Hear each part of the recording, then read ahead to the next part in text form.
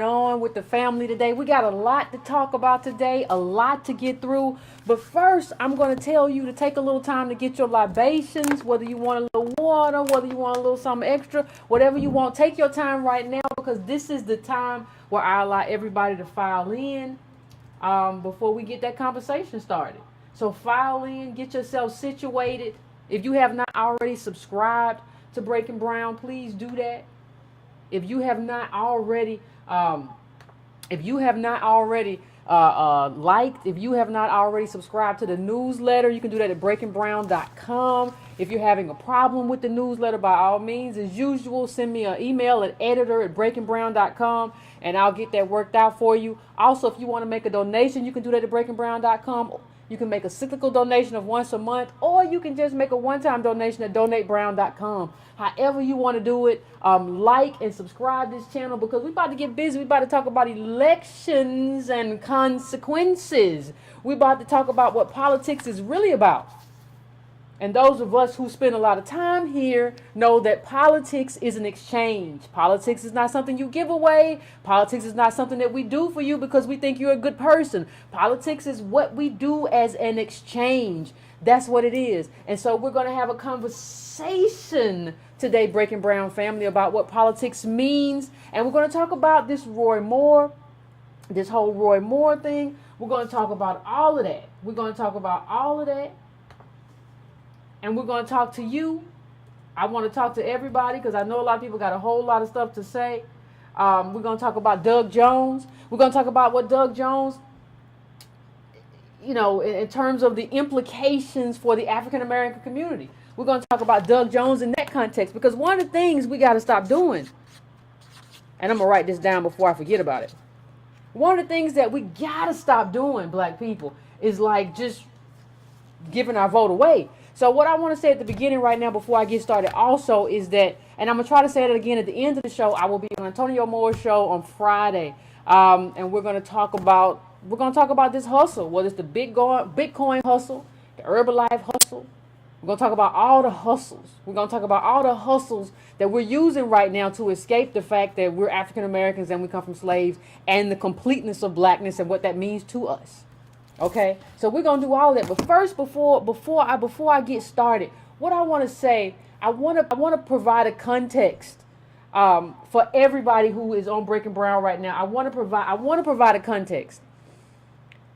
And before I talk about Roy Moore, we're also gonna spend a little time talking about Omarosa because y'all heard what happened.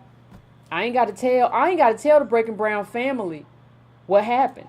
I ain't got to tell nobody exactly what happened. I don't have to tell y'all what happened. Y'all have been following Twitter and all kind of stuff all day. I don't have to tell y'all what happened. Apparently she got fired or dismissed or something happened and I don't know what to make of it. And I don't think we should be discussing it in the context that we're discussing it, which is so diminishing. I understand. Listen, we got to deal with traders. We got to deal with sellouts. But we also got to be serious in terms of how we approach these conversations. We can't play games because what we don't understand, we don't have time to be petty. We don't have time to be unserious. And we have to start putting in work. So what I'm going to start with right now, I want to talk about, and for those of you, I know some of you work all day and you don't have time to discuss what we normally discuss. So you come here for information. Let me provide you a little information from CNN about how that vote went down.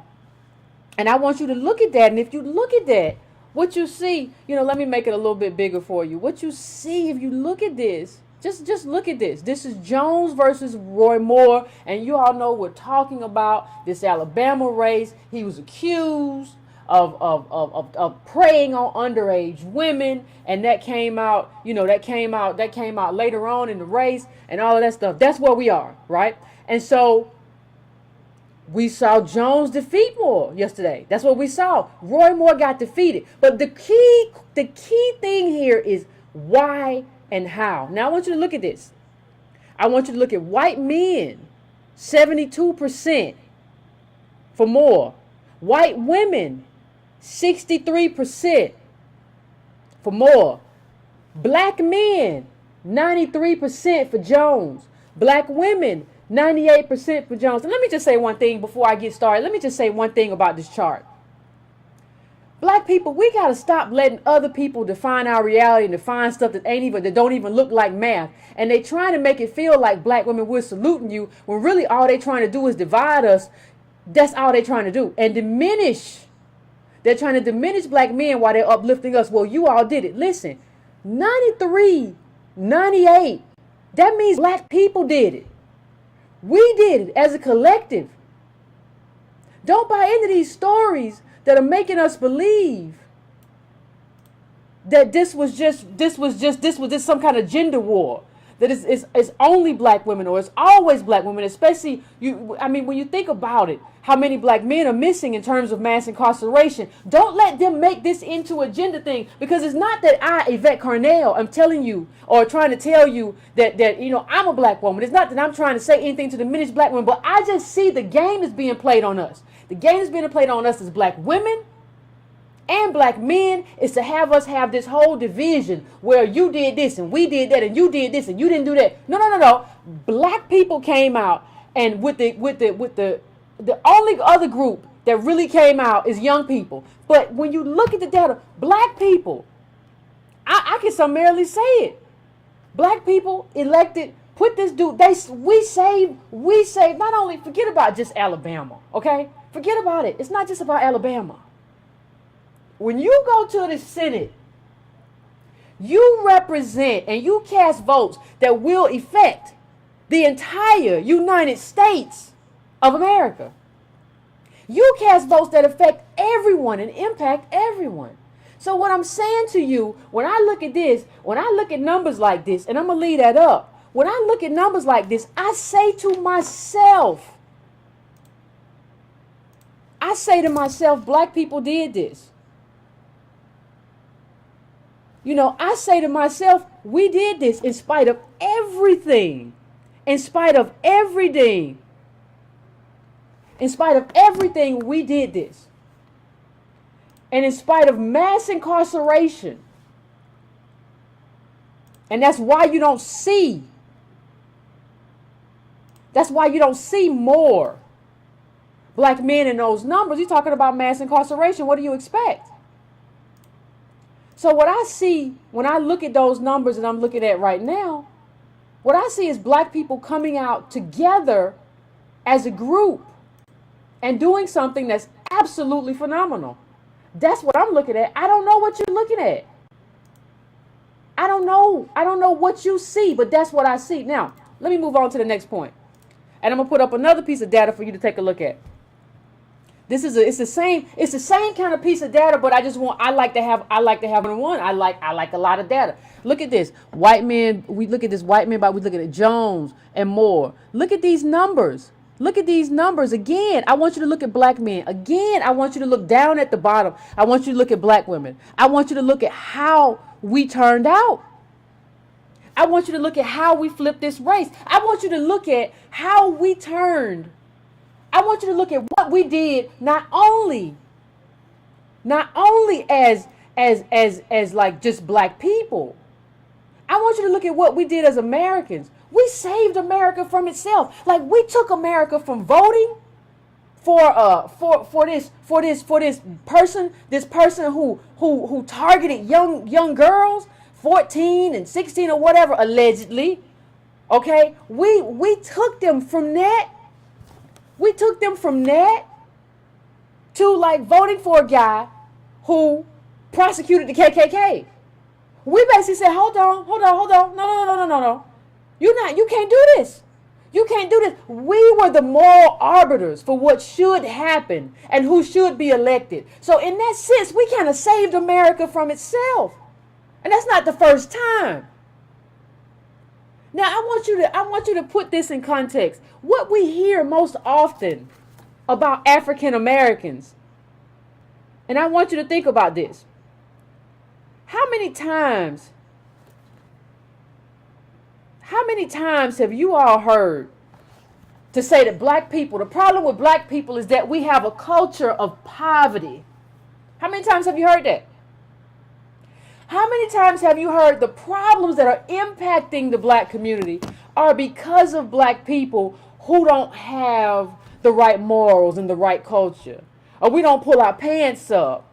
or we don't understand the difference between right and wrong, or we have all of these, according to them, that we have all of these moral discrepancies or things that diminish us morally, which are the reason why we have not succeeded. But I want you to juxtapose that against the fact that we were the ones who came in this election and say, no, no, no, no. You're not going to elect the person who preys on underage girls and all this stuff about slavery and slavery. You know, it was the best times when we had slavery. You're not going to do that. And it's overwhelmingly us who stepped in and said, no, you're not going to do it. We're not going to have it. And the one thing that we need to kind of understand is that we did that. We can talk about, and we're going to talk about politics being an exchange. But one of the things that we have to understand is that's expensive. What we did is expensive. It's expensive in terms of our lives because we already don't have anything. And it's expensive in terms of how the wheels are grinding in the South and how they may actually take retribution against African Americans for doing what they did. That's a cost. And I want to show you a little bit, if I can. I want to show you a little bit about that cost. If I can, I want to show you a little bit about that cost. And I want to talk to you about the cost that African Americans paid to make sure to get this person, to get Jones elected. I want you to, and I'm going to read a little bit from this story because I just want you to understand this is a sharecropper. Understand that this is a sharecropper. It says how a former sharecropper in an SUV helped drive Doug Jones to victory and Alabama's black belt. If you live in Lowndes County, now remember, we're going to get back to this county again because guess what county that is? That's the county with the representative that's got people there with the hookworm. So we're going to come all the way back there. But wait a minute. As one of thousands of sharecroppers who worked on white men's land in Lowndes County over the years, 59-year-old Hardy. Now, how you be 59 and you don't worked on a sharecropper farm? Do you understand that slavery ain't that long ago? If you 59 and you work for sharecroppers, stop letting people tell you that, oh, slavery for so long ago, let it go. Slavery wasn't as old as I don't even want to call these people sharecroppers no more. Just call them slaves. And slavery, you can have a person come up, a white person come up and say to you, and say your daddy is older than slavery has been gone. But let me just finish what I'm saying. Of sharecroppers who work on the white man's land in Lowndes County over the years, 59-year-old Hardy recalls picking cotton after school growing up. She eventually finished her education, bought her own home, and had a successful career as a home health nurse. But for the past 2 decades and a half, Hardy has dedicated much of her free time to another pursuit, trying to ensure that every single person in Lowndes County shows up to the polls for every election in Alabama. A native of the unincorporated county of Coleraine, she has done about as much as one person could do to boost turnout in the impoverished majority black population of 10,458 people. So when you talk about black politics, people, when you talk about what you can actually do, these people are doing it.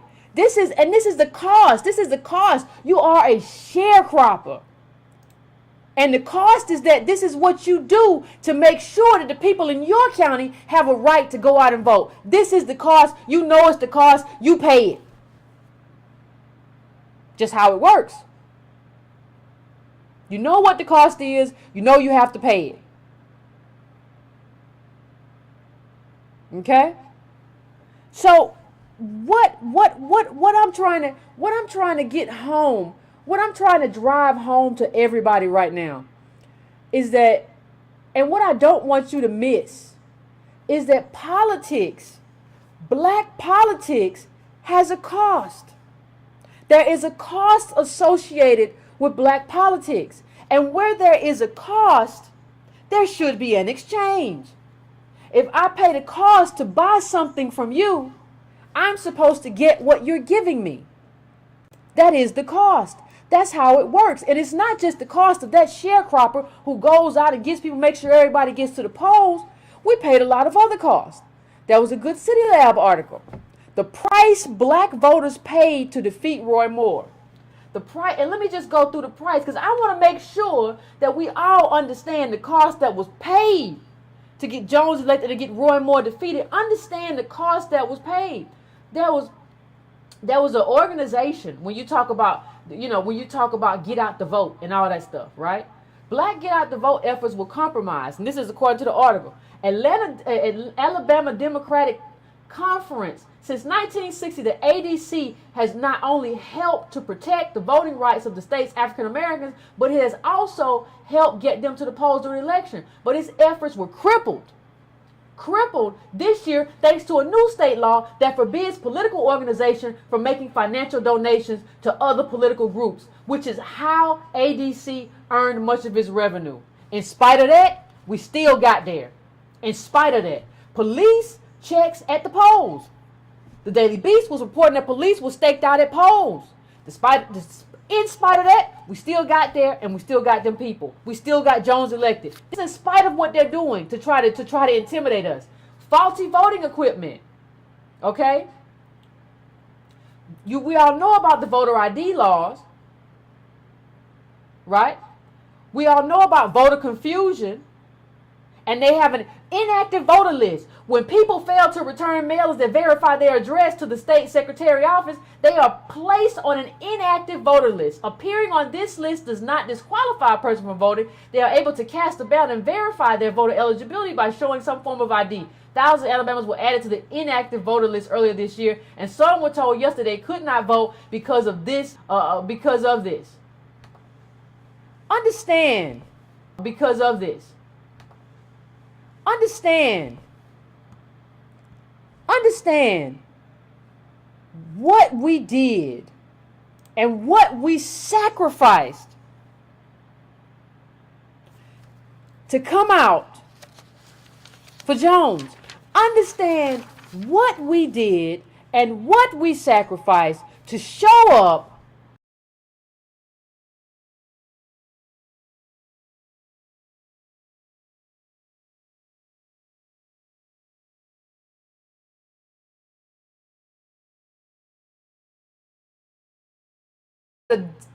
to get a Democrat elected in Alabama. Alabama's red. You can't get no redder than Alabama. Understand what happened. Understand what we sacrifice. And understand that that's a cost. Now, some of you may not have been here a while back, but a while back what we did, we discussed something very interesting. We discussed hookworms in Alabama. Now, for those of you who don't know, or for those of you who have not been privy, there was a time when it was basically hookworms in Alabama. When there was a time when it was basically hookworms in Alabama was considered a thing of the hookworms anywhere was considered a thing of the hookworms anywhere. We thought we got rid of that. That's supposed to be a 20th century disease.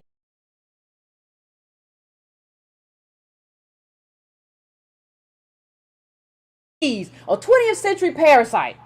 Once we got sanitation, once sanitation was invented, that's supposed to be a disease that we don't see no more. We don't see hookworms no more. You know why? We're a first world country. First world countries ain't supposed to see hookworm. We ain't supposed to see parasites in our feet.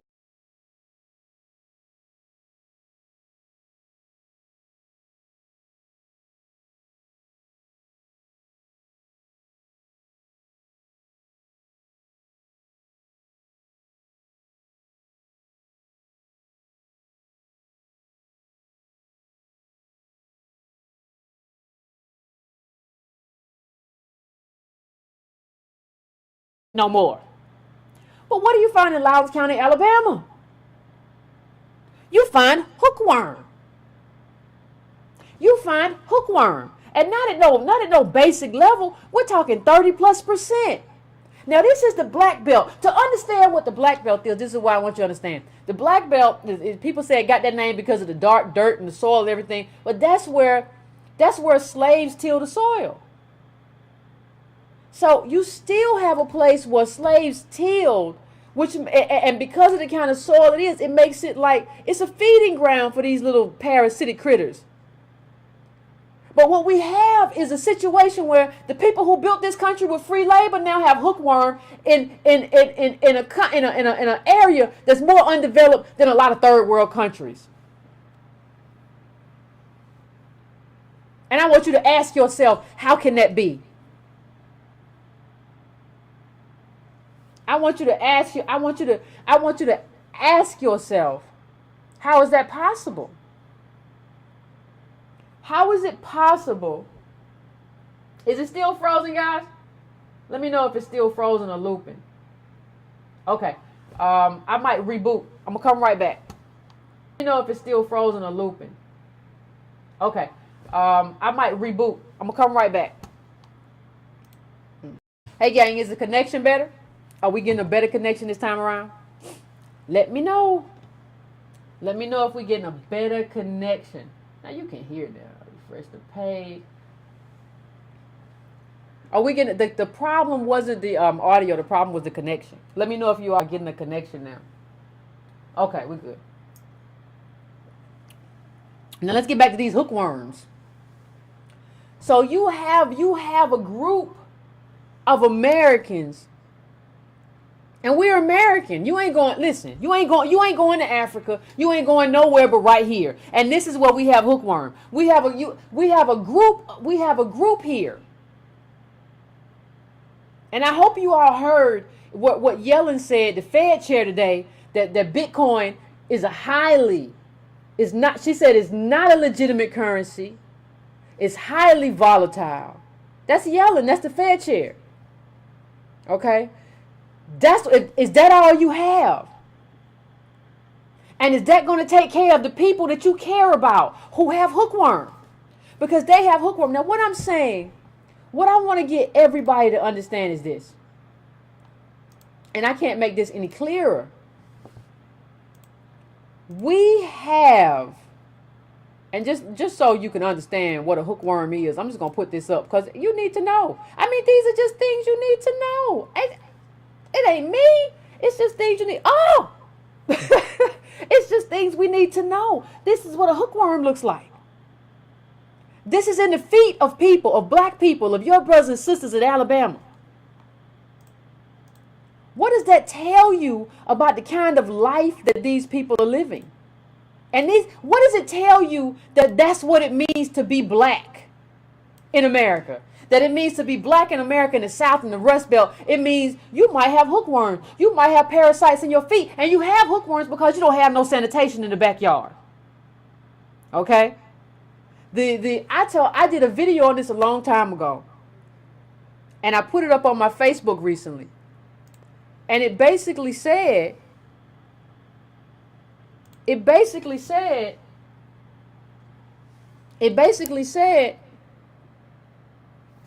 that I put it up and it said that black people, African Americans in this country are living a third world life in a first world country. Now understand, that's why we don't have stability. We're living a third world life in a first world country. Now I said that a long time ago.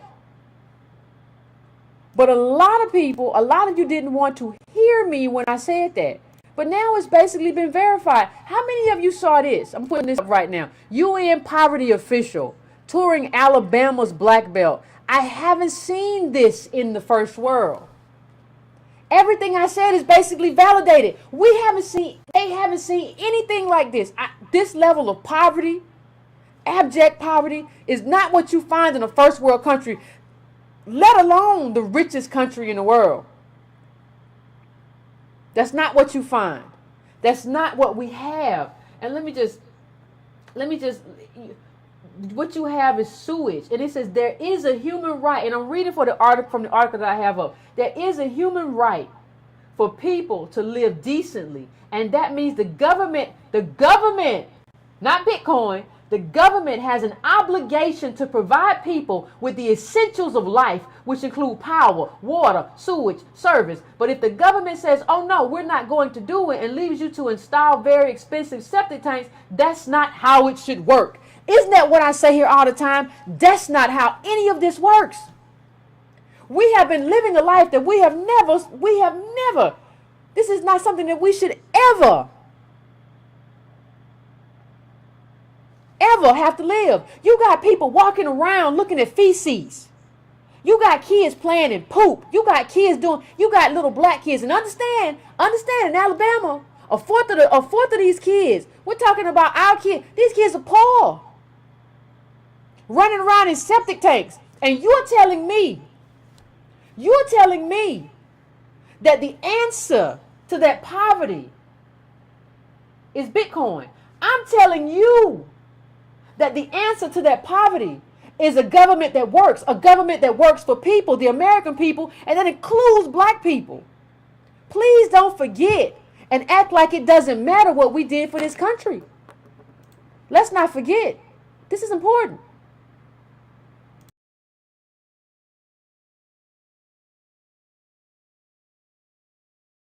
What I want to bring up, and this is why I bring up the hookworms. A while ago, we tweeted as a result of that.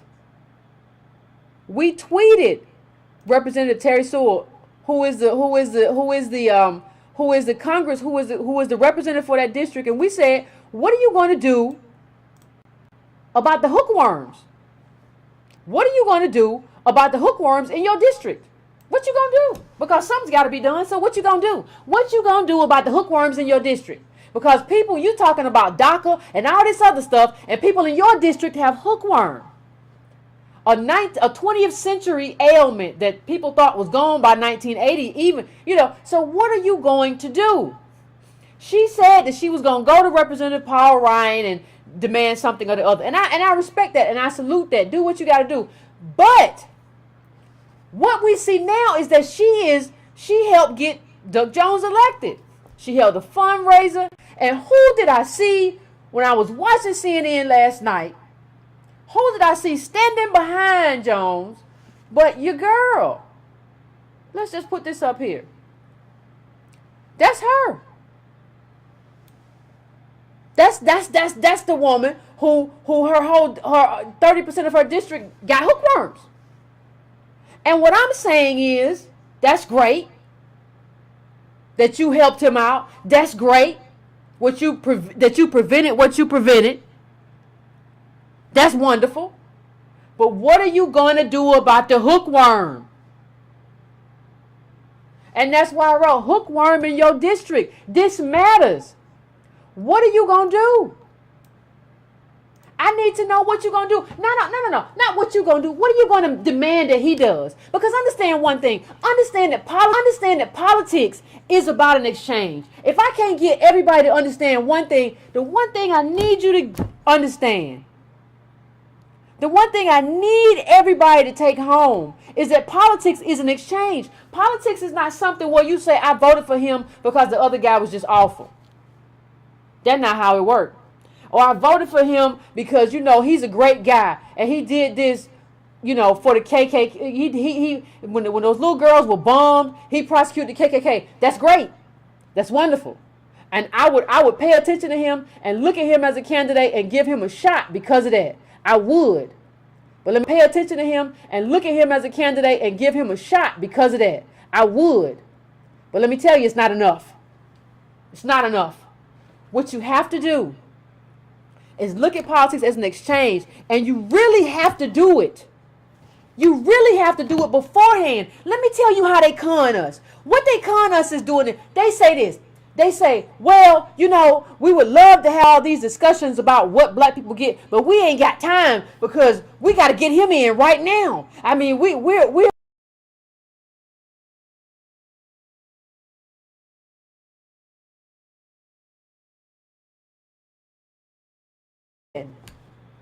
understand, black people, we're already at the bottom. We don't have to do nothing. We don't have to do anything. We are already at the bottom. What we read, what we need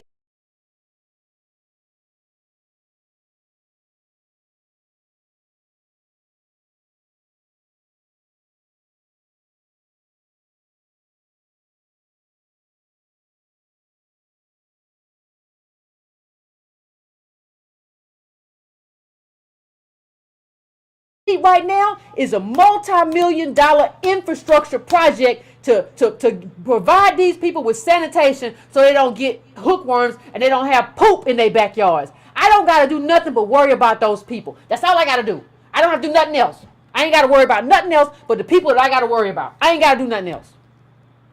So one of the things we have to stop doing is letting these people convince us that we have to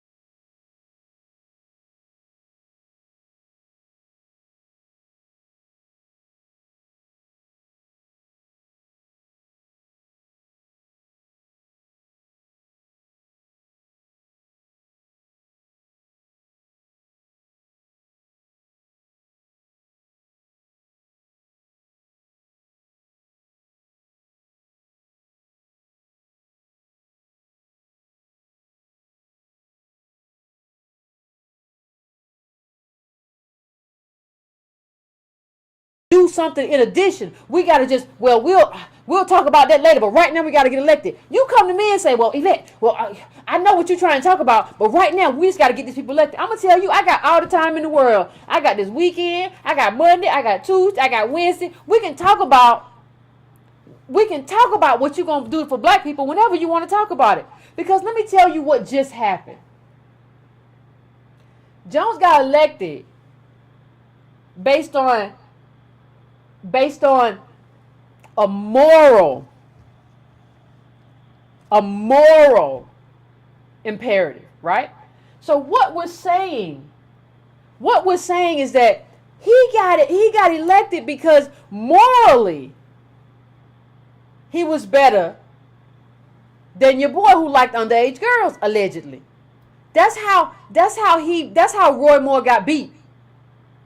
That was a moral election. What we have to do now is say enough with the morality in the moral election. You got elected because you came to the church that Dr. King marched from when he started to march on Selma. And you got elected because of what you did with the KKK. Those are all moral issues. What I need now is a transition from morality to an agenda.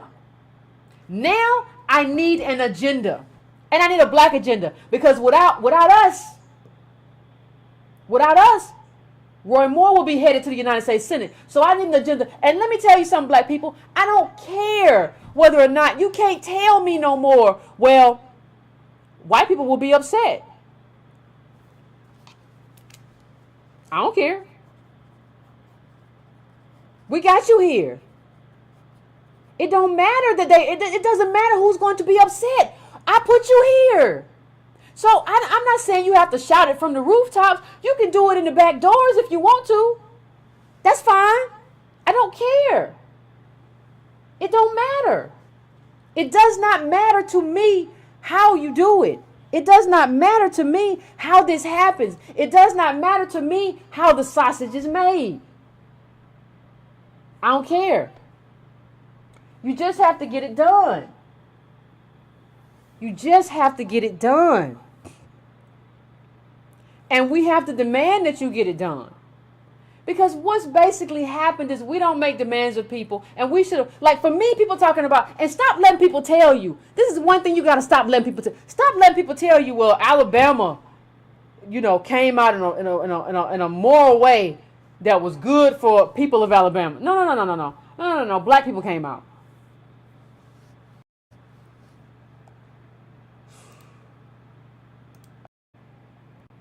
Are we back on? Sorry, I don't know what's going on. I don't know who's messing with my connection today. Let me tell you, can y'all see me?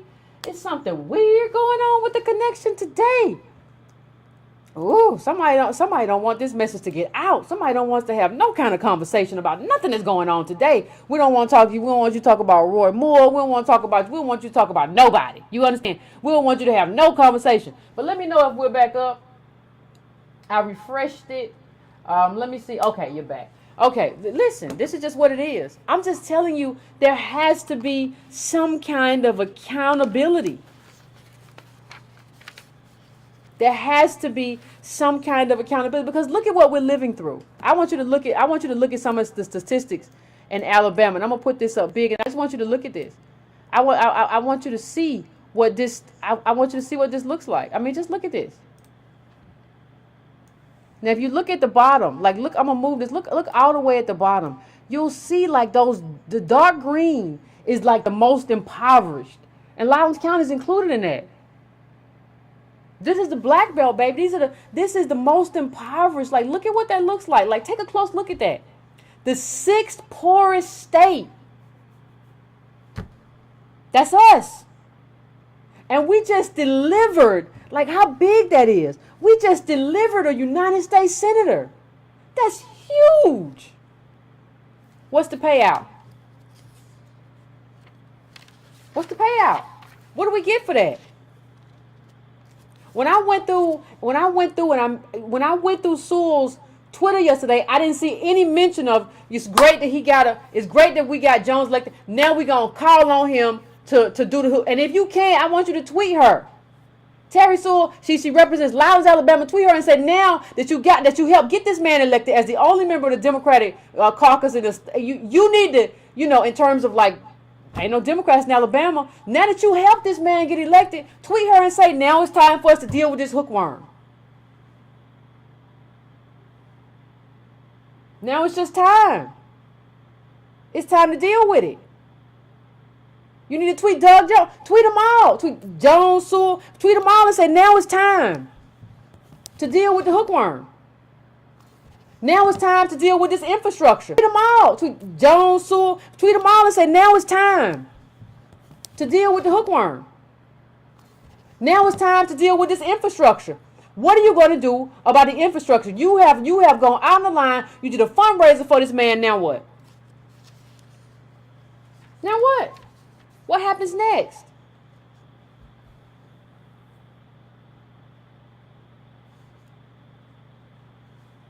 I'm just asking the question because one of the things that happens, see the thing that we do, we will take, as African Americans, we will take a big sigh of relief and say, oh my God, it's so wonderful what we did in that election, and then it'll just be over for us. We feel like we've done our job. We feel like we've done our job. We did what we came here to do, and we done. And that's just it. I'm just here to tell you that's not the end of your job. You have to represent for black people. And your job ain't just, listen people, our job ain't just getting Democrats elected. That's not our job. I don't know who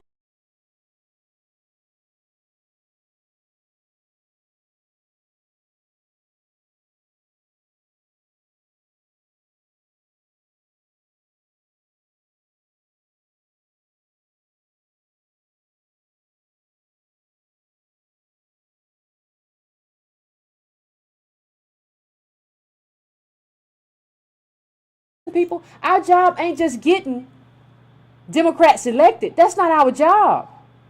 I don't know who told you or who told somebody that that's their job, but that's not our job. That's not what we do.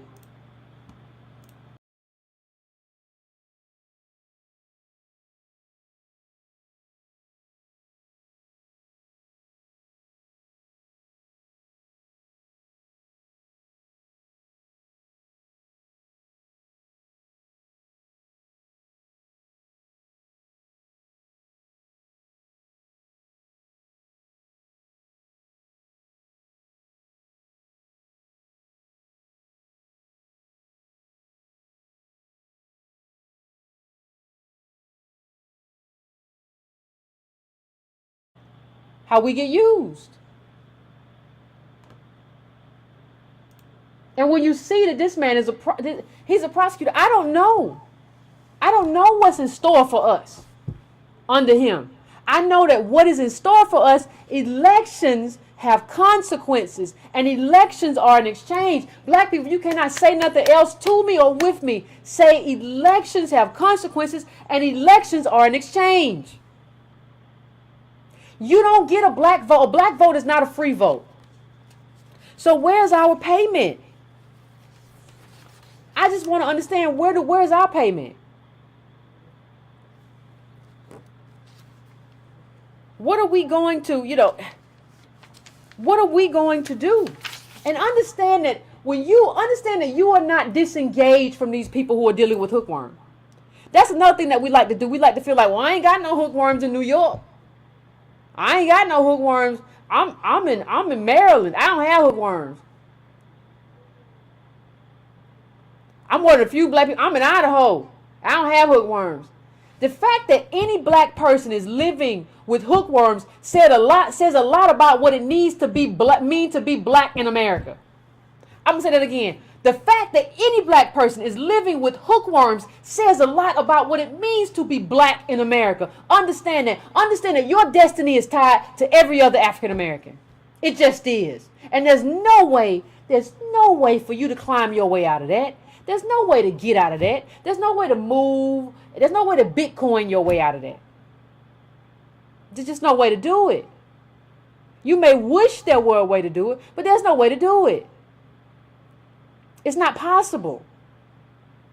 You have to make demands, and making demands ain't something that's sexy. That's not something that's easy to do, but you got to do it. And so what I'm saying is that, as I kind of, I'm going to give everybody a chance to kind of talk today, but as I kind of bring this home about the hookworm and about this election in Alabama, one of the things that I want to tell a different story. I want to tell another story before I move on and talk about the madness with Omarosa and all of that stuff. I just want to tell a different story. And one of the stories that I want to tell is about, there's in Birmingham, there's something, this came out in like 2015 in Al Jazeera. You remember when Al Jazeera was trying to make a move to be a cable company in America? This came out around then. And it was a story, I remembered it because it stuck with me so hard. It stuck with me because my mom used to be a maid. And so there's a story about these maids in Birmingham that go every day from Birmingham to a white community across through a mountain, which they kind of put these highways up to avoid nuclear war. But then white people use them just to run away from black people. White flight through the mountain, right? And so what happened was, and let me just bring this a little bit bigger so you can see. It says the route of division. And it's talking about how these black maids go from every day from Birmingham to Mountain Brook. Now understand one thing. Understand this for me. These women go here. Okay? They go here for work. And some of them say, like, this is like I used to work for the same person for the last 50 years or something like that. That's what I used to do. And I like the people that I work for. And understand that the bus only runs, then somebody's probably come like, the bus runs 4 times a day now. It don't matter. But at the time this article was written, the bus runs twice a day. And sometimes it don't run at the same time. Sometimes you have elderly black women running to catch a bus. All to go still do the same stuff that we did. And the same stuff that we did was take care of white people's homes. Before I go into this story, I want to say one thing. Understand that there is no progress if black people are stuck in the same place.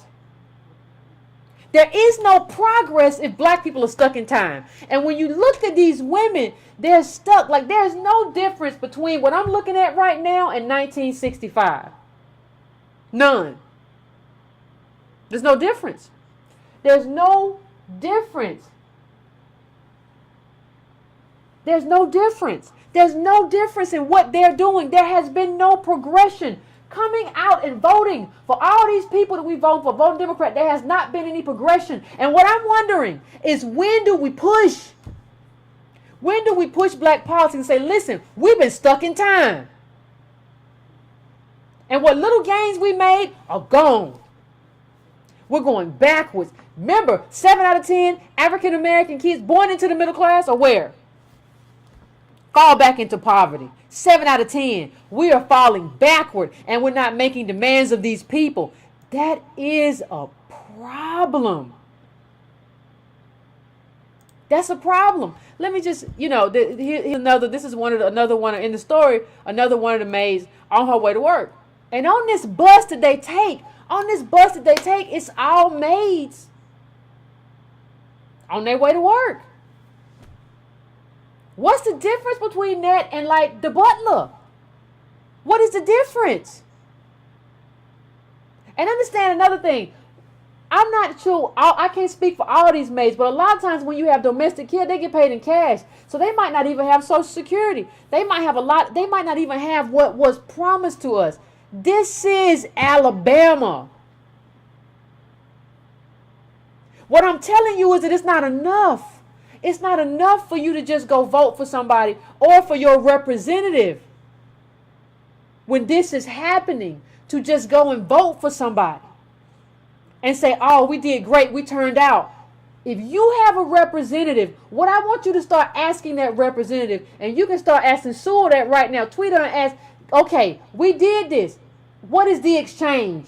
We have got to start asking our representatives, when we come out and vote for them or vote for Democrats, we have got to start asking them, what is the exchange?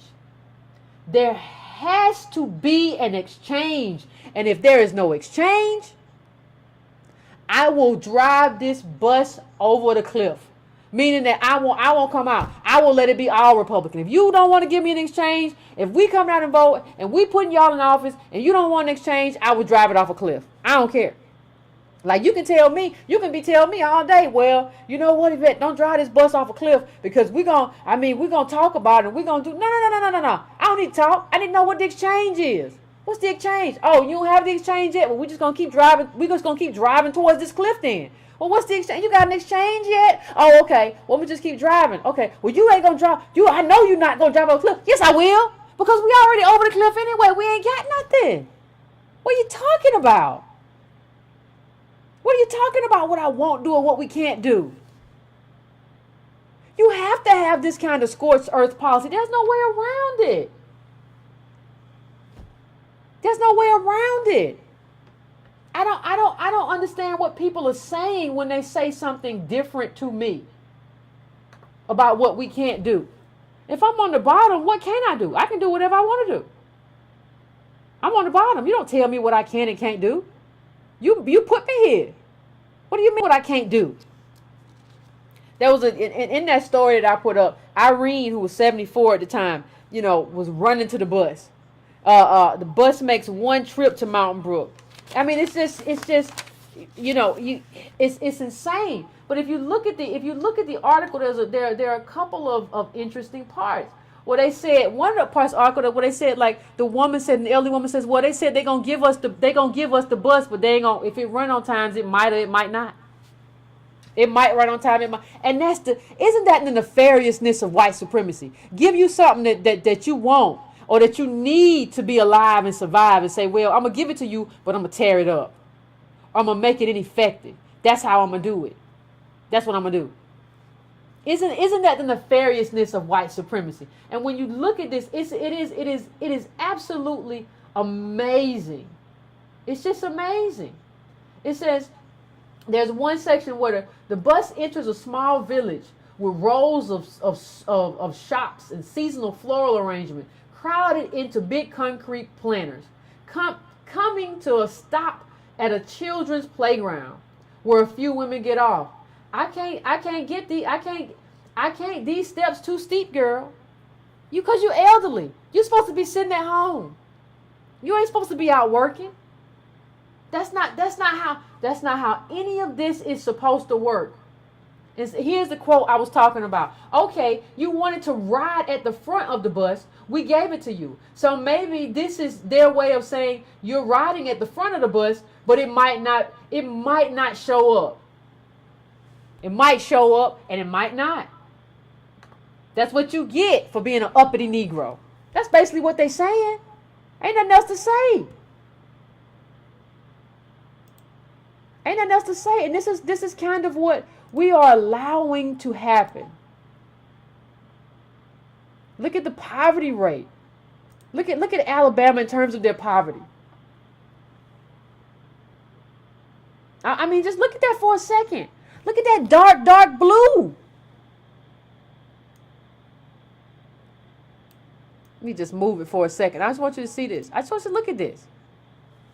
We're talking about 19% and above. Look at Alabama. Black people coming out to vote in droves. But look at Alabama. That's where we are. And the question is, what are we going to exchange for where we are?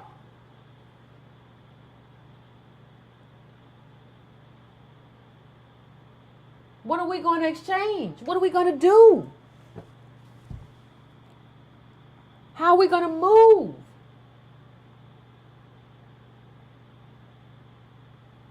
I'm just asking a question. Because I have a few answers of my own. But there's no answer. And I want you to keep looking at that dark blue. I want you to keep looking at that poverty level. Understand that there is no answer that doesn't include an exchange in terms of politics. Understand that. You have to let politicians figure out the optics. That's not our job. But understand that politics is an exchange and not a sacrifice. I'll say this again. Politics is an exchange and not a sacrifice. It's not our job to keep coming in here sacrificing. Politics is an exchange. It's not a sacrifice. It's not supposed for us to be coming in there so everybody can live a good life and to save people from themselves. We can't be going in there just saving white people from themselves and we don't get anything. And we still have poop in the back. That's not politics.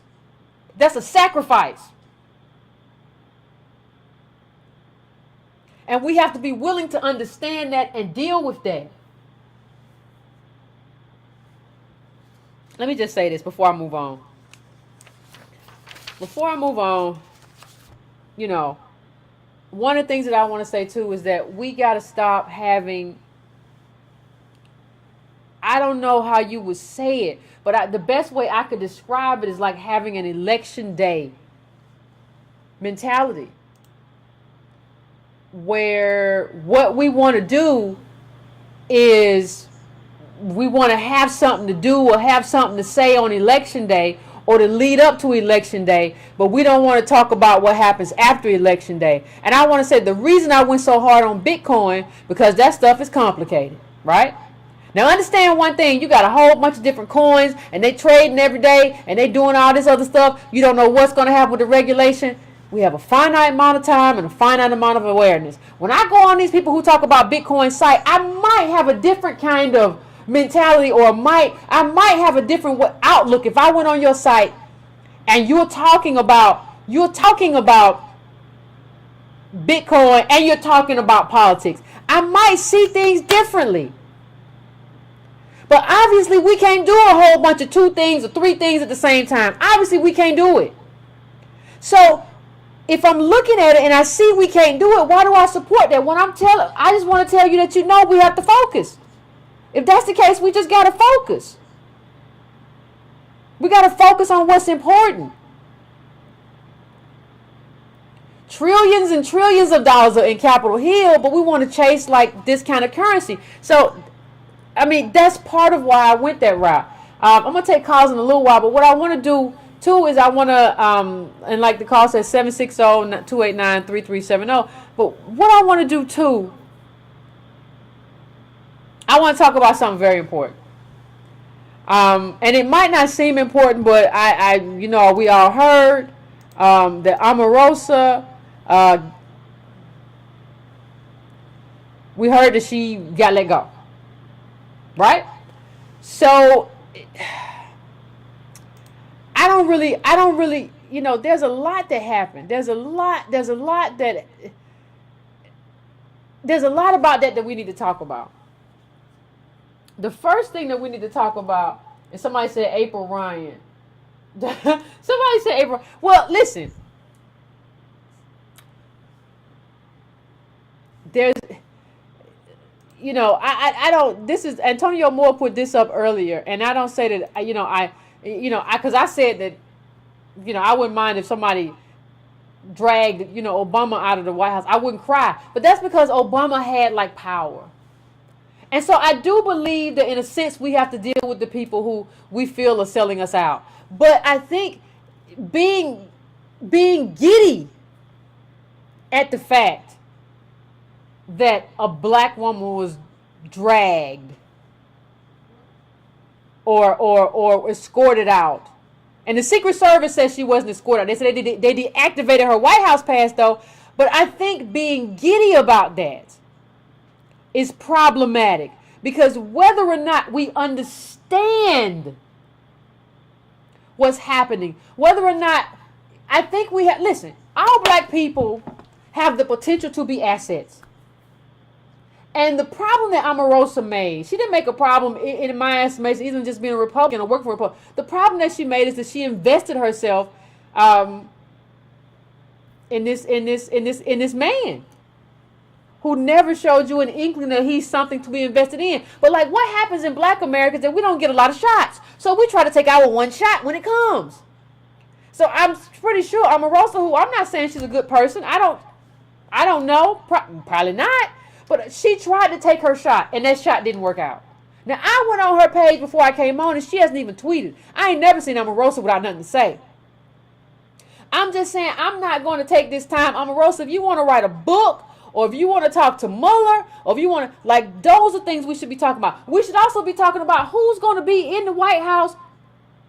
Who's going to be in the White House now that she's gone to represent African Americans? Even if she didn't do it well, that's the kind of conversation that we should be having. We should not be having a conversation about how happy we are that she allegedly got dragged from the White House. Now, let me just say this.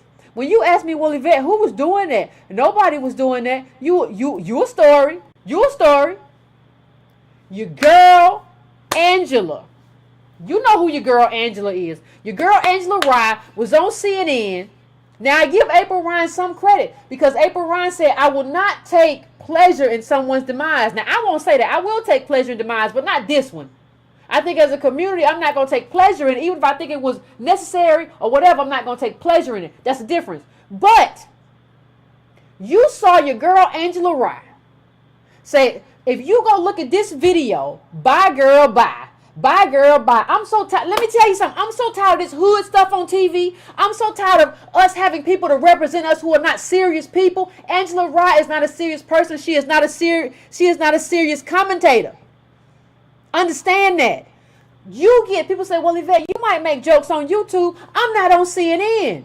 That's a nationwide platform where you're reaching millions of people. When you come on there, you need to be serious as a heart attack about black people and the black agenda. And if you're not that, then you don't need to be there representing me. You don't need to be there representing black people. If you want to come in there and say, well, let me be petty, you don't get a chance to be petty. We're falling towards the bottom. We're headed towards the bottom fast and in a hurry. You don't get to be petty. No. And we should shut you down. What, you feel special now because you dating Common? Don't nobody care. That's not what you're there for. And she didn't have any backing.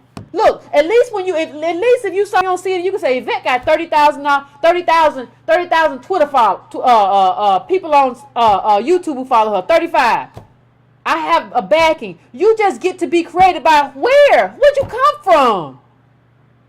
And you get to go on TV and do that little silly stuff like you 5 years old. You're a grown woman. Act like it. You're supposed to be doing serious commentary. Black people got hookworms. Black people poor. Black people going through all this stuff. And you on TV. Listen, you on TV. And the commentator who was on there, Brooke Baldwin, that's her name. Yeah, Brooke Baldwin. She's white. And you over there kiki-kaka about the demise of a black woman. Listen, I'm all for dealing with traitors and people who've done stuff wrong. But that ain't how you deal with it. And you certainly don't, we need to have a serious conversation about this.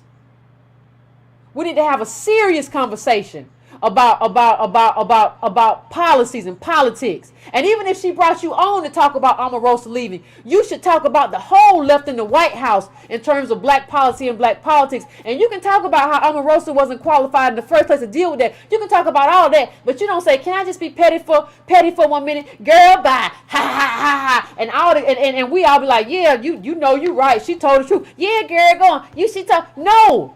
These are not serious people who can affect change for our community. These are children. These are children.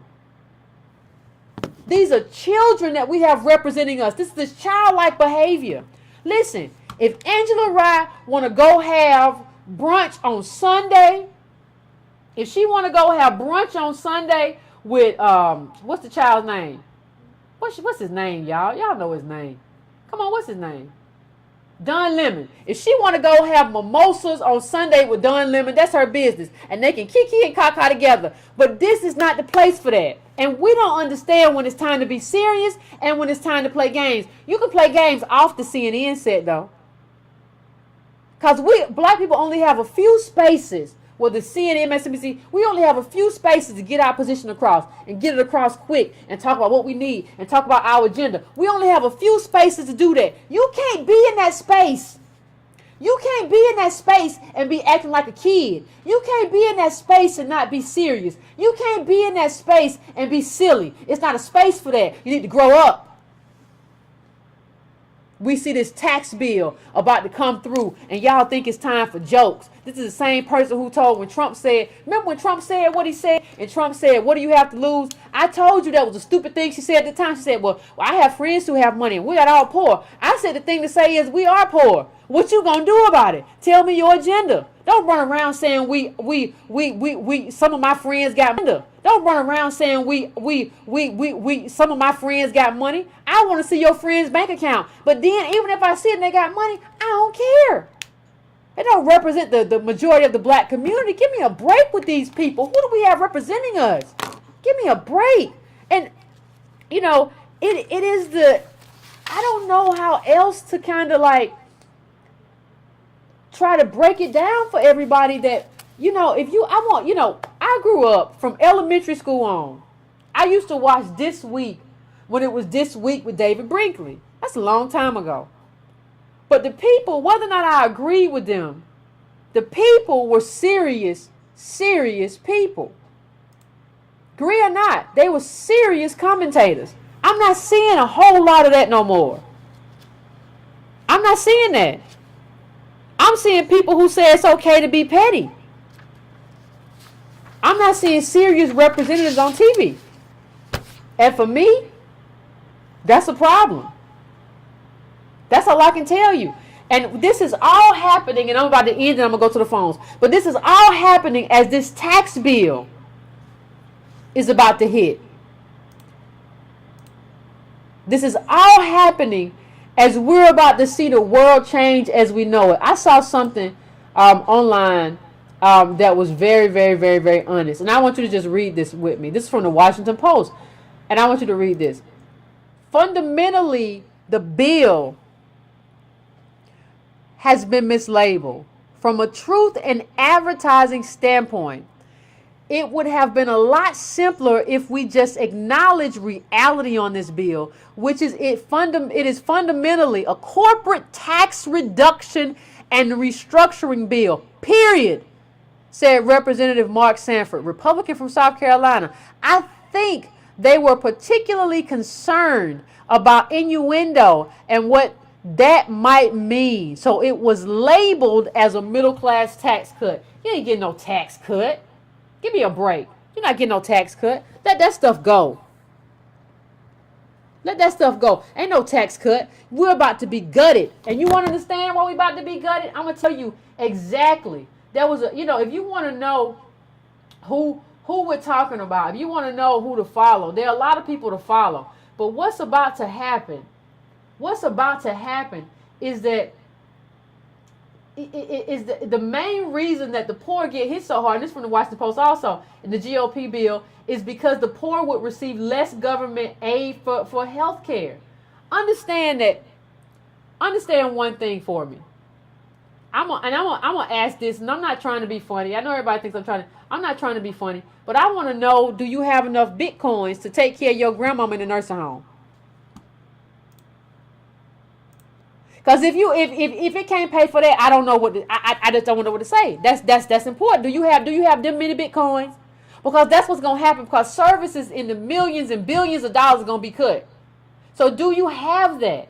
So I'm about to go to the calls right now. I'm about to go to some calls real quick. When I get you, I want you to tell me what's your name, and I want you to tell me where you're calling from. So I'm about to go to the calls right now. Tell me what's your name. I'm coming to 775 first. 775. I want you to tell me your name and where you're calling from. Hello, my name is Lance. I'm calling from Portland, Oregon. Hey, Lance, how you doing? Great. I love your show. Thank you. I think you and the other group that you're with is the beginning of the second civil rights era in our time. Oh, thank you. And I'm not taking for granted that I'm probably talking to a historic figure right now. Don't get a big head. Oh, I ain't got no big head. I don't believe that. Well, I'm just saying you're an amazing person. We have some disagreements, but I would follow you over a cliff, mainly because you are a reasonable person. Okay, let me get straight to it. Thanks. Civil War. How long? I asked black folks, how long did it take for Lincoln to emancipate the slaves during the Civil War? All right? And my point is that it took a while, mainly because the Civil War, there's a tactical advantage of having slaves as part of your war machine. And the fact of the matter is that the Civil War was winning that fight. And the reason why they were winning because the slaves were saying, what's in it for me? Why should I help the Union? Why should I help the Union Army beat the people who I know, who I just so happen to be slaves, but no one's promised me anything, right? Yeah. According to history, I read this in one book back before the Mayflower, and it pointed out how after the Emancipation Proclamation, everything radically changed. And all of a sudden, the slaves started making demands. They started having sit-down strikes. They started sending bullets to the front line instead of food. They started sending food when they were running out of bullets. And it was that very subversive nature behind the Civil War that basically helped the Union win the war. So, yes, as far as I'm concerned, black people were also responsible for saving the Union as we know it. Because Abraham Lincoln was very close to having the Europe to intervene in his war. And that's the last thing Abraham Lincoln wanted. So he said, you know what? I have to do this, which is get involved in the peculiar institution. He did not want to leave slaves unless he had to. But he understood for as long as the South had slaves, okay, they were going to win that war because there's a lot of stuff they didn't have to pay for, and the mobilization was a lot easier. Okay, now, that said, let's go to the South right now. Okay. And my issue is with Moore, my issue with Moore, I wanted him reelected. I wanted Moore reelected, and I want Trump to stay in office, and I want black people to threaten to keep these people in office until we get our demands met. Period. You mean Jones? You mean you wanted Jones elected? What's his name? I wanted Moore. Okay. And my issue was this. If you're going to reelect Moore, at least sit down to him. At least sit down at the table and say, Moore, if you want my vote, you got to get rid of these hookworms. They got to go. And I guarantee you, Moore would have gave that county the state-of-the-art septic system. Why? But based on what? Why do you believe that? Based on what though? What is he done to let you believe that he was gonna give us septic tanks? More. Power. When you have all your constituents coming up, and everyone, I think a lot of this happened before gerrymandering. Okay, because this is why gerrymandering goes down. But every now and then they screw up, and they can't gerrymander a district fast enough to neutralize that vote. And I honestly believe that had black folks actually looked at Moore and said, look, do this or else, Moore would have said, whatever it takes, just let me win this. All right? This would have got up to doggone Trump, and Trump would have said, okay, those guys know how to deal. This is something black people are not doing with their vote. They're not dealing. They're not saying, hey, here's the demand. This is what I want. What you gonna do? All right? Because, look, the black on this election. As a result, Trump came in. Okay, fine. What we need to do is say, look, give us what we want, or we vote Trump back in. I don't like the guy either, but at least he's honest. At least he looks at me in my face, and at least I know where I stand. But he looks to you in your face and tells you this, that you know, slavery was kind of okay. You know what I mean? Like, he looks you in your face and tells you something that's horrible. You know, I've learned dealing with white people is that I just have to accept their point of view, just so long as they treat me with respect and they treat people who look like me with respect, which they usually do. I try not to get so emotional in my negotiating with them that little stuff like that won't throw me off. I said, okay, let's get back to business. What you gonna do? Do you want my vote or don't you?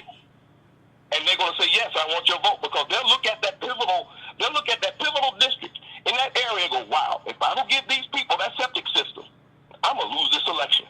But isn't there any politician though? If you give them, like, I have this many votes and I want this, isn't there any politician? Like, if you make that set beforehand?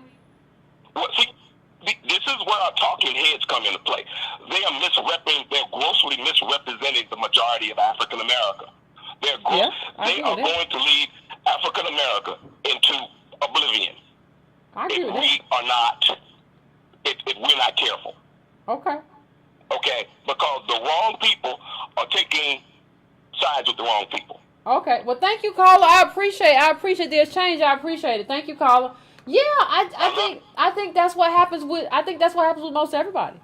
I think if you tell people, listen, I will go down with the ship. I don't think anybody's more disposed to that than anybody else. But I think if you tell people, I'm gonna go down with the ship unless I get what I need, I think that has repercussions.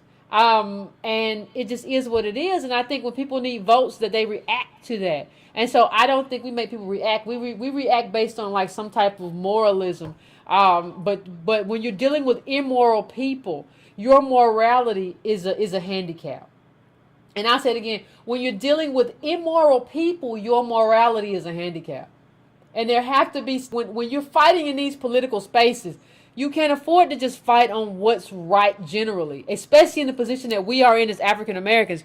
You have to fight on what is in the best interest of your community. You know, there's no way for us to go outside and dig up septic tanks and all that stuff. We have to have government to do that. The people in Lawrence County have to have government to come in and install it. There's no way to individually do for self that. Okay? And that's important. But I'm going to go to the next call. 773, I'm coming to you. 773, tell me what's your name. Tell me where you're calling from. Hi, Yvette. Hey! My name's Monique from Chicago. Hi. I called before. It's my second time calling. Okay. Can you hear me? I can hear you fine. Okay, great. So I'm calling about what you said in regards to politics is an exchange, not a sacrifice, and we must move from morality to an agenda, or basically drive this bus off the cliff. And I want to talk about my experiences working with a nonprofit that works mainly with the Hispanic community in my local area. And what I see with the Hispanic community in my local area is basically an education. What I've witnessed is an education of how they galvanize their community and basically get their people elected to public office and get things done. They hold the people that they put into office, they hold them accountable. And so we're talking local novel idea right now. Yeah, and so basically I want to tell you a story, okay? A quick story. So in my community, an alderman retired, and he had been an alderman for like a long, long time, and he wound up retiring. And so his seat was open. So basically in my community, we held a forum for the two candidates that were vying for his seat, and basically one of the candidates didn't show up. the candidate that did show up, he talked a good game. He was, he was polished. He was on point, But we made it very clear. We said, the community, we said, look, this is what we need. There was a program that was helping out our community in regards to the schools, an education program. All right. But Governor Ronner, I live in Illinois, by the way. Governor Ronner, our governor's an asshole. And he's trying to cut everything. And he was trying to, there was a threat to the funding for this particular program that was helping the children in our community. Okay. So we told this alderman, or rather this state senator, we told him, if we elect you, you need to go down to Springfield and make sure that we don't lose this funding. Your vote better be the right vote. Okay. Okay? We elected him. He said, oh, don't worry, I'm behind you 100%. We elected him. Okay. And we went down there in force to Springfield. And we let them all know, make the right choice, including him. And guess what? When it was time to vote, and the governor was saying he was going to do this, he was going to do that. All right. No, the state legislature passed that we would get this funding, and the governor. There was so much political pressure on the governor. He couldn't do anything about it. And what I learned from all of this, and sorry, I'm not as polished in my political talk as you all, but what I learned from all of this is that, from the Hispanic community here, is that they hold people accountable. Yeah. They don't just give you your vote and just march off into the sunset and say, okay, here's our vote, bye-bye. No, they make sure they get what they need. And what they've been getting, I'll give you a list of some things. Economic opportunity, education opportunity, bilingual education. Bilingual. Okay? Bilingual education. Okay? So many schools are getting bilingual education here in my area because of them holding politicians accountable here. Yeah. Did you see pushing their agendas forward? Thank you, caller. And I'm gonna talk about something you said, caller. I appreciate you calling in. Did you all see with what the caller just said? Did y'all see? There was something happened with the DACA people, and Nancy Pelosi looked like she almost passed out. They started yelling, "No, when are you gonna take care?" Like, did y'all see? Did anybody see that except me? Anyway. She's right. Like, they decide what they want, and they just say, well, you're going to give it to me. And if you don't give it to me, I'm going to have somebody else give it to me. That's just the way politics works. Like, how do they understand? We've been here 400 years, and we don't understand how politics is supposed to work. You cannot engage politics from, like, this kind of moral space. You have to engage politics from a very hard space of what is best for me, what is best for my community. Let me write that down and decide what that is. And then, like, if you don't do it, then, like, we just got to replace you. We sorry. Like, and if you're advocating for it and you just haven't made it to the promised land, okay. But if you haven't, we just got to let you go. We don't have that. We'd be like, well, give him time, and, he trying, and, well, he had to deal with them people, and that don't matter. None of that matters. Like, one of the things we're going to have to figure out from going forward is what matters versus what don't matter. And I don't care what you're going through. If you don't make a move on this stuff and try to get this stuff done, it's over. I don't care what you're going through. I don't care about you. Anyway, next call, I'm going to call it 313, area code 313. I'm coming to you now. Tell me what's your name and tell me where you're calling from. Yvette. What's going on? Vaughn from Detroit. Hey. Hey, listen. Let me say this. Okay. Regarding our history and why we don't do what the people of the black community do when it comes to politics. We have been divided intensely. I'm not saying among ourselves, but our political power has been diluted. Let me give you an example. This is brought to get this website called Black Demographics. Okay. And it has it all listed and all, where we live at, what portion of the country, so on and so forth. Now, look at the states. I noticed every state doesn't have a significant black population, meaning we average around 20% in each state. Now, there's a few that's higher, particularly like I think Louisiana and Mississippi. They like in one of the Carolinas. They're like 35%. But in every state, we stay consistent around 20%. Now, how is it 47 million black folks, probably closer to 50 now, but we don't take no majority of the of a state, or significant majority of a state, because somewhere, so there's been a plan to keep us diluted, divided, and shipped out, so that wouldn't happen. I don't know how it came about. Well, I can tell you how it came about from the South, because my folks, we got chased out of Alabama. My grandfather grew up when Bull Connors was around. He told me when Bull Connors was just a police officer, he used to look at him when my grandfather was like 9 years old, riding his bike back in the 1920s. He used to come up to him and say, "Yellow nigger, get off that bike. No, yellow niggas don't ride bikes."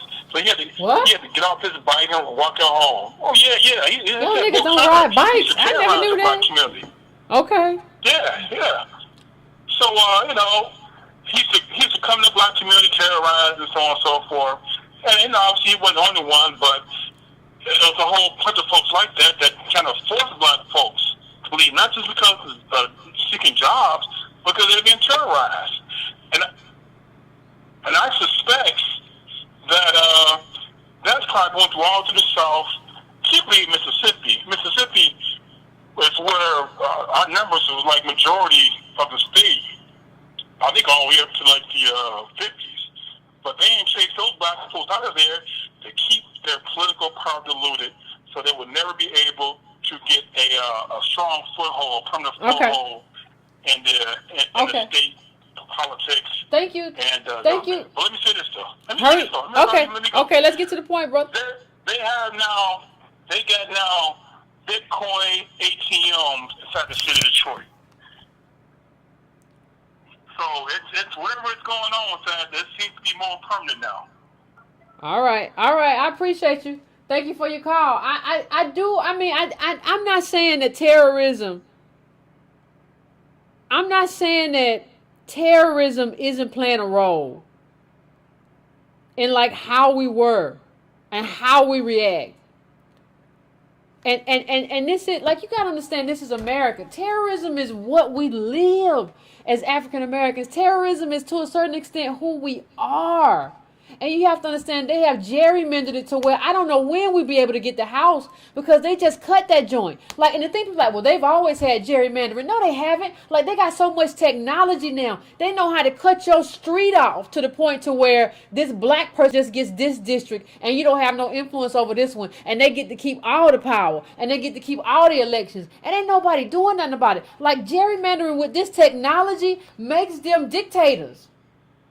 It just makes them dictators. And whatever we had in terms of terrorism, I get it, but it's time to grow out of it. And like, I'm gonna go to call, it's area code 770.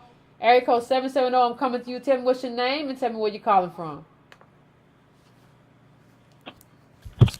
Yeah, this is Demetrius calling from Baltimore. Hey, Demetrius, how you doing? I'm good. It's my second time calling in, Yvette. Definitely appreciate your content. I just want to make a couple quick points. I not only listen to radio or programs and broadcasts like yourself, I also listen to white, same thing, right-wing radio to kind of see what they're talking about. Okay. Now, a couple of rumors they're putting out there is, one is that Omarosa was fired due to some type of wedding plan. Oh yeah, she came out there and took pictures of some weird stuff. But yeah, go on. That's one rumor. The other rumor is what they're saying is that in Alabama in the election, that's where I'm originally born and raised. What they're saying is that although the Democrat voting numbers were about 750,000, were historically accurate based on past elections. What they're saying is that for some reason, about 50% of the Republicans did not come out to vote based on the numbers in this senatorial election. So they're bringing up issue with that, saying, was there tampering? Was there this? Was there that? I mean, the same?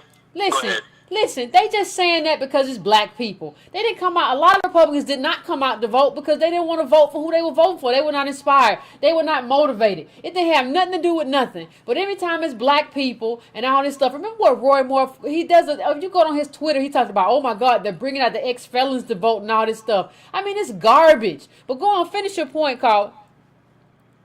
No, listen, okay, I'm going to tell you, being from Alabama and just being, living my life, I don't have faith in any side, Republican, Democrat, because I think at this point, while we're striving to improve ourselves as far as a people, we fall into the same trap of we want to be like the modern day Tulsa, where we empower ourselves, but we have to understand that in this system, it's not built for you to succeed. They will drop the modern day bombing of you if you do that. Now, people think that, well, at least you got to try, and I agree with that. Yeah, you do. I'm just telling you. Because thank you. I'm gonna cut you off, Colin, and I appreciate you calling. And you it was a good comment. But let me just say one thing. You already, people talk about they're gonna drop this, they're gonna drop that. Yes, it can always get worse. I agree. But it's not like we're living wonderful lives now. So, to press for an exchange. To press for an exchange is not this, and to press to get something for your vote is not the same thing as doing something that's illegal or rebelling in a violent way. We're not talking about that. We're talking about pushing, and I'm not saying that we're not going to, that's not going. I told you at the beginning of the show there might be ramifications for that. I understand that. But we're not doing anything that's wrong or illegal or immoral in any way. We have every right as American citizens and the citizens who built this country with labor to push for what we want to push for. We have every right to do that, and we should do that, and we should be doing more of that. So you have to ask yourself, things are already so bad. If you got hookworms, why you ain't pushing for stuff? It can get worse, but good God, not by much. I'm coming to you next, caller. Let's try to make the calls concise because I'm trying to get to as many people. The lines stay full, so I try to get to as many people as I can. So if you can, make your point and we get in and we get out, I can get to as many people as possible who are on the lines. So I'm going to the next caller. This is area code 785. 785. I'm coming to you now. Hello? Hello, caller? All right, 785. I gave you a chance. So, we're coming to caller area code 484 right now. 484, I'm coming to you right now. Tell me what's your name and where you're calling from. Hello? Speak up for me, caller. Hello? Hello? Hello? Speak up for me. Can you hear me? Okay, I can hear you now. What's your name? Where you calling from? Hello? What's your name? Where you calling from? I don't know if I'm on the air, so I can't really hear. So I'm just. I said area code 404. If that's you, that's you. Hello?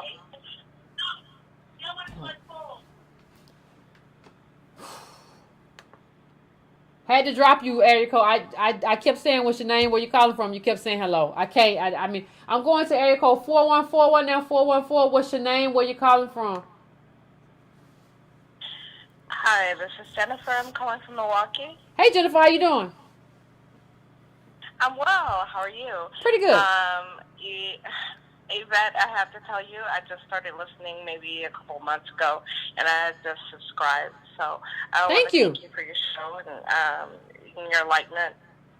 Okay? Thank you. Especially for me. But I just want to, by the way, I just have to say I'm African American, which I have to clear up for people every now and then. And but I just want to take away from the politics and the he say she say and all that, and to share something with people. You brought up a point earlier about the price people paid to go vote in Alabama. Okay. And it hit something for me because I grew up as a child in Arkansas, and when you have to deal with primarily rural areas, and when you're talking about sewer tanks, septic tanks, and just the lifestyle that people live in those areas, the last thing that people are thinking about is going to vote.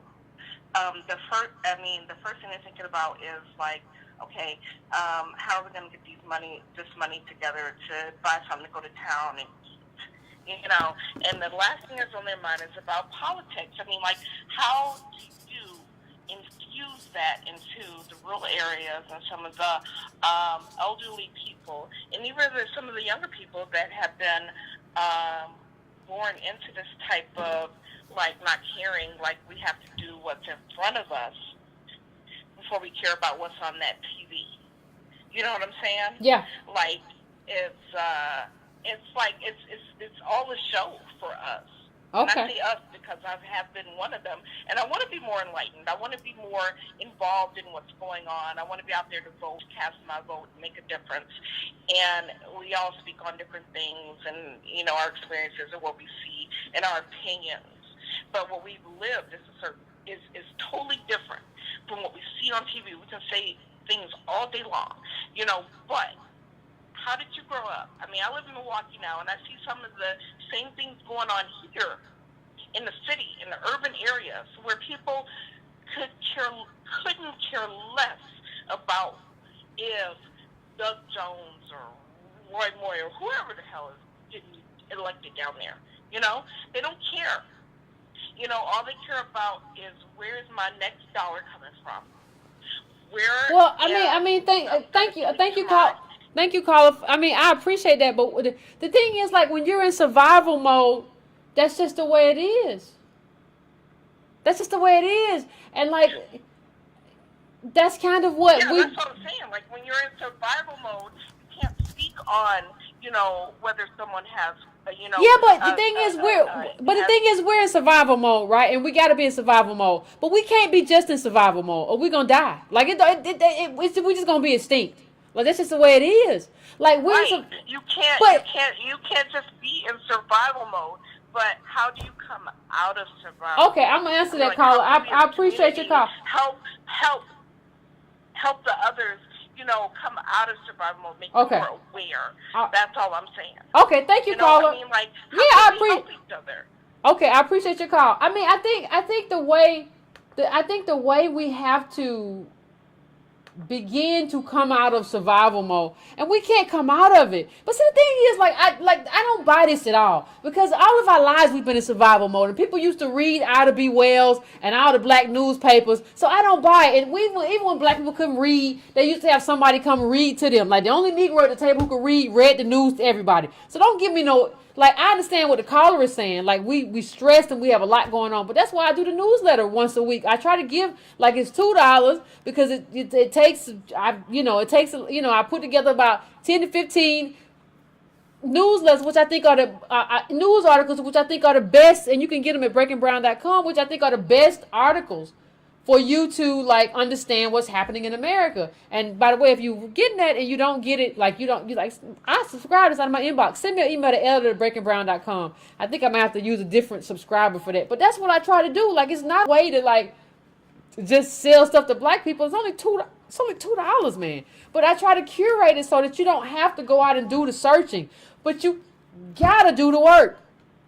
You got to do the work. And some of these people who say they don't have time for politics have time for sports. You got time for football. You got time for ESPN. You got time for Real Housewives. You got time for Bitcoin. You got time for everything except politics. I ain't taking it no more. I'm going to area code 336. 336. I'm coming to you now. What's your name and where you calling from? Yo, hey. My name is Maurice Abdul. Hey, how you doing? I'm out here.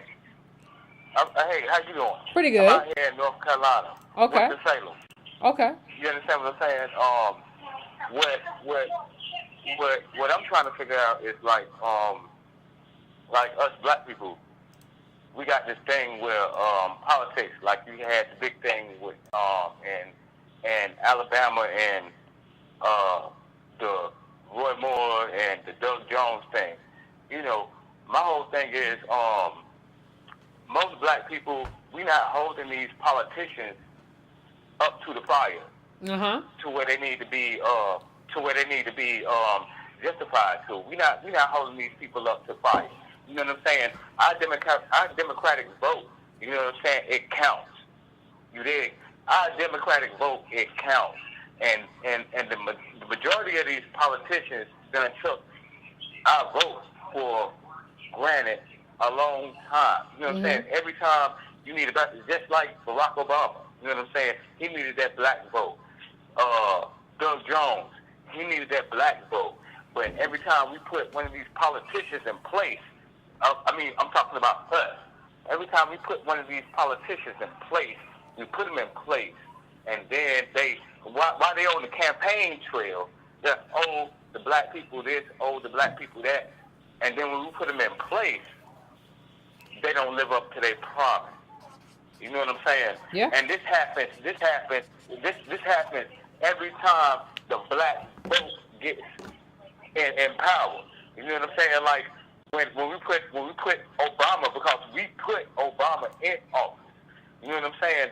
But if you really go back and think, when we put Obama in power, you understand what I'm saying? Obama kind of went to the left, and he didn't really do nothing for black people, but he did everything for everybody else.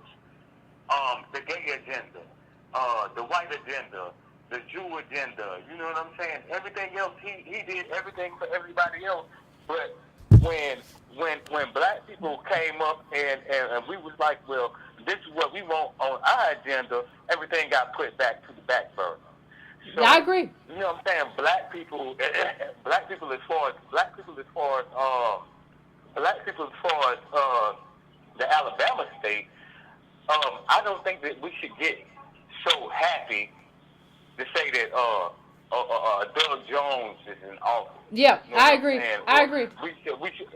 We agree, caller. I thank you. I'm gonna end it now, but I'm gonna thank you for the call, because I do agree with you. I don't think that we should put like these people like on some kind of pedestal. Like, I don't think that, like, everybody, there's an exchange, and that's what matters, is the exchange. It's not about anything else. It's the exchange.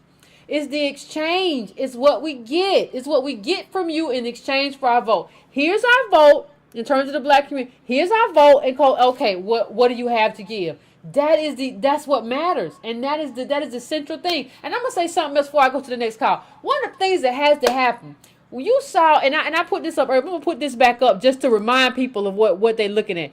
I want you to look at this, and I want you to look at how white women came out for more. Now I want you to look at this in terms of feminism. These white women ain't with us.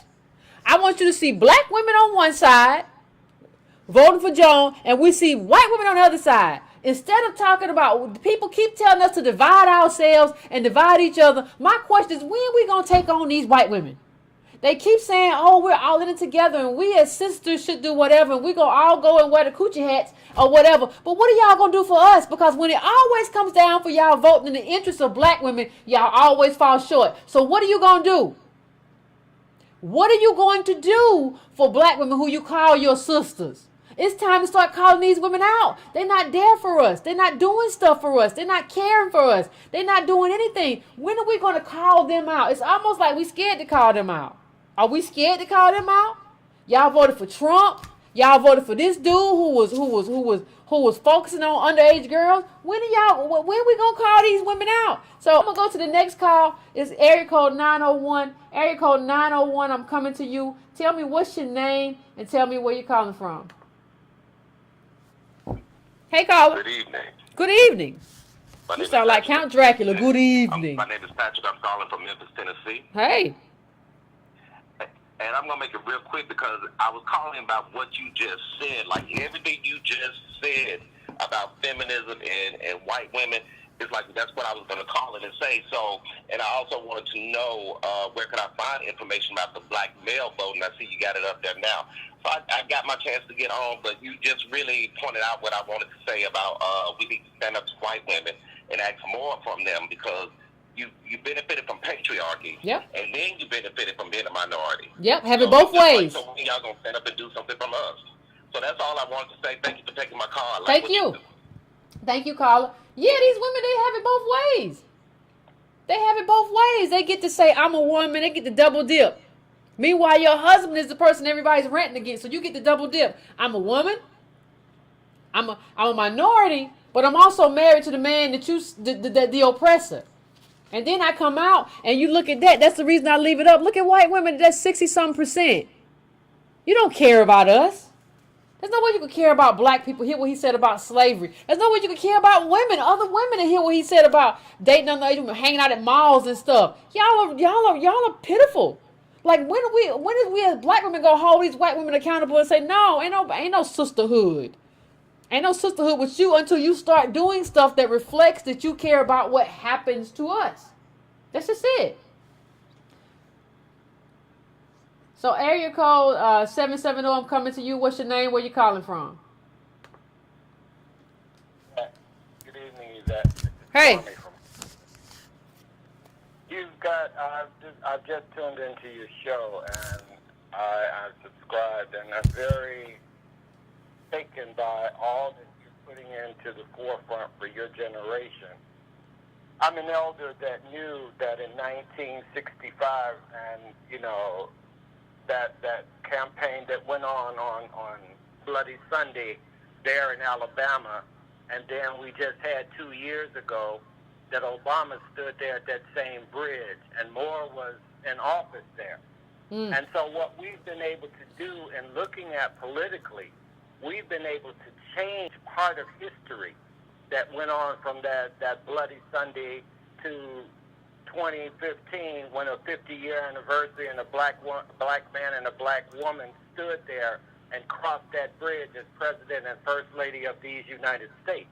And what we have to see is that we have to understand where we come from. And you're talking about Laos County there in Alabama, but you take just 100 years ago, we had outhouses. We didn't even have sewer systems.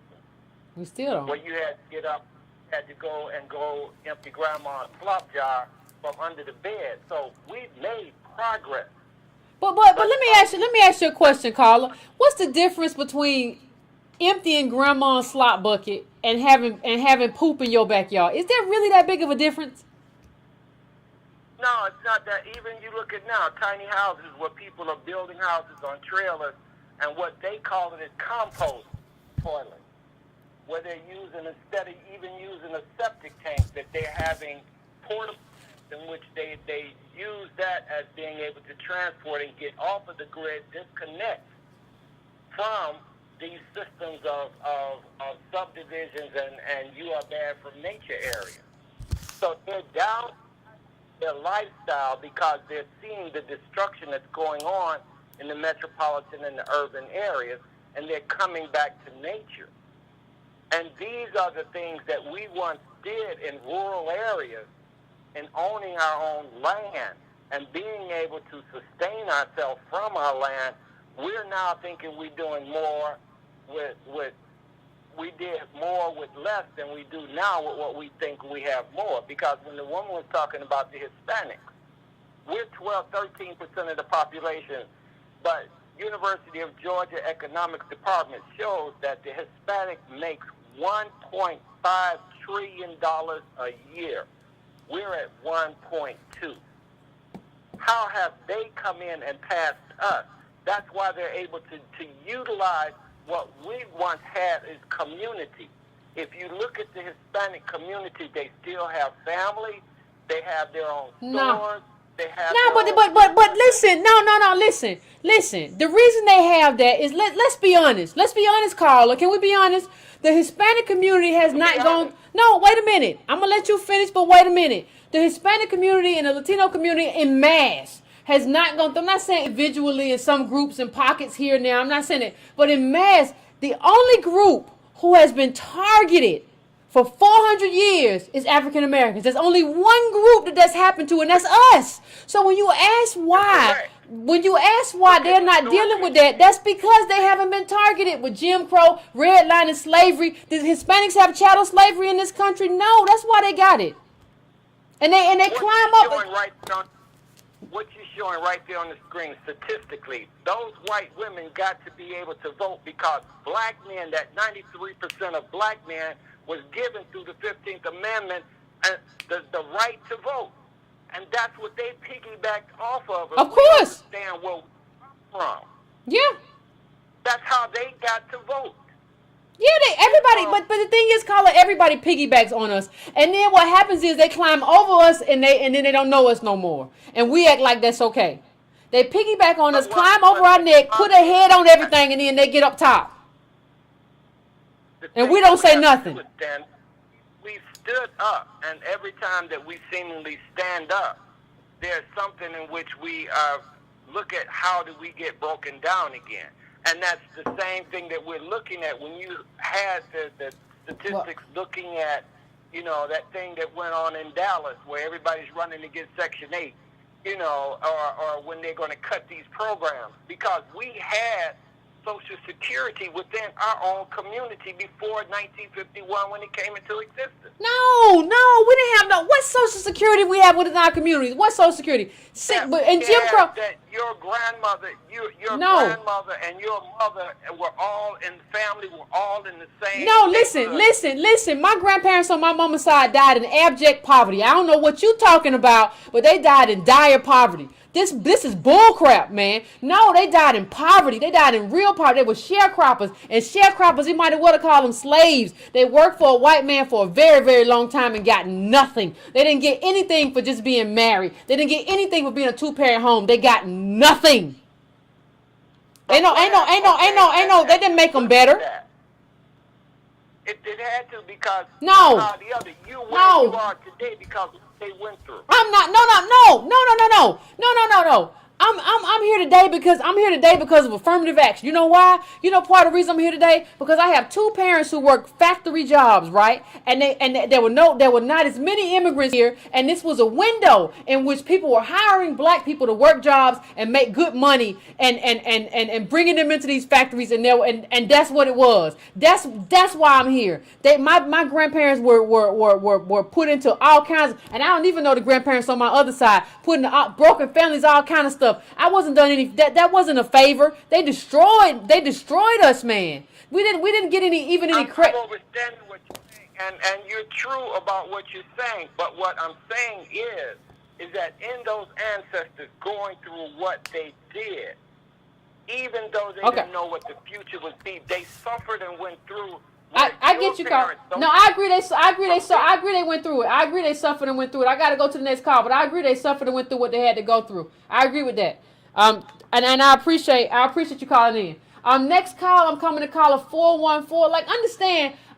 Like, one of the things we got to get rid of is this idea, and this is going to probably be my last call. I'm sorry, callers, but like, understand that one of the things we got to get rid of is this idea that like, two-parent homes are going to save us. How you going to even have a two-parent home in mass incarceration? And when you look at Jim Crow, the poverty rate in black communities, and the poverty rate is extraordinarily low. It's like bottom. It was like more than 60%. Like this idea that we were doing great doing that, that's garbage. Anybody that tells you that it's stuck in like a time warp. I'm coming to 414 area code. 414, I'm coming to you right now. Tell me what's your name and where you calling from? My name is Quentin, and I'm calling from Milwaukee. Hey, Quentin, how you doing? I'm doing all right. Yvette, I gotta say, I'm so happy that you got a lot of your followers is from Milwaukee. I know. A lot of Milwaukee callers, I noticed.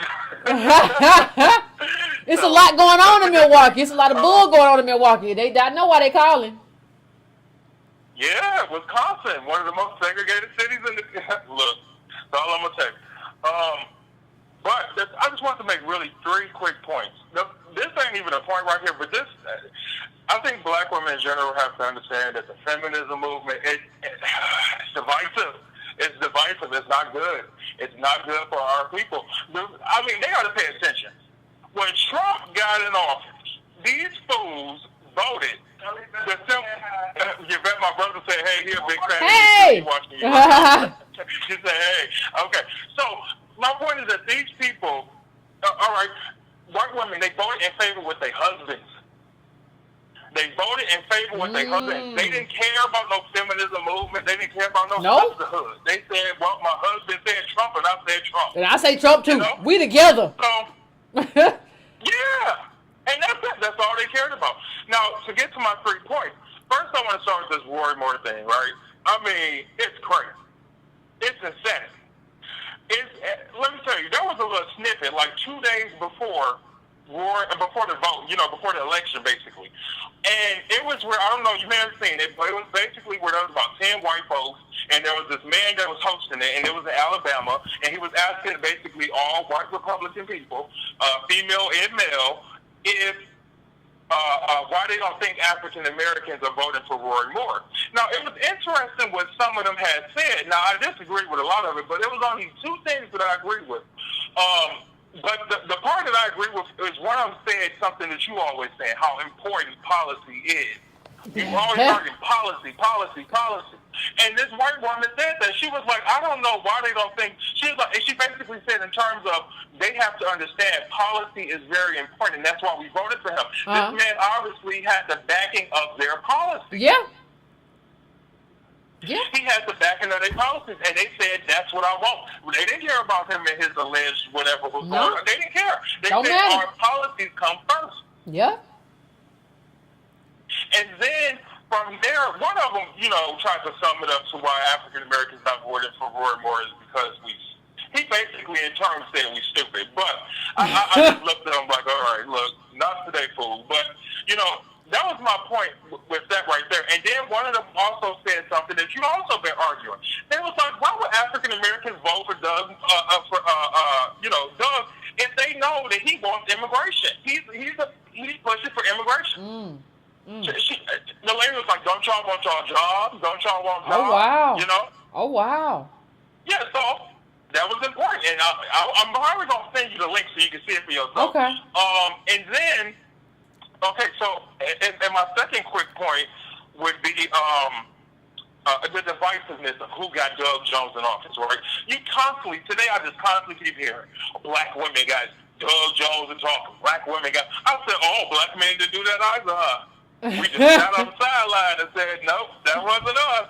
Yeah, 93% of them said, over here too. But, I think this is also, and I think this is also just to divide the black man and woman even further, and that's exactly what the media likes to do, because they can't admit that we just came together as a whole group of people, African-American people, and just voted for this man. Instead, they said the women did it to, once again, make it look like black men aren't doing what they need to in their community.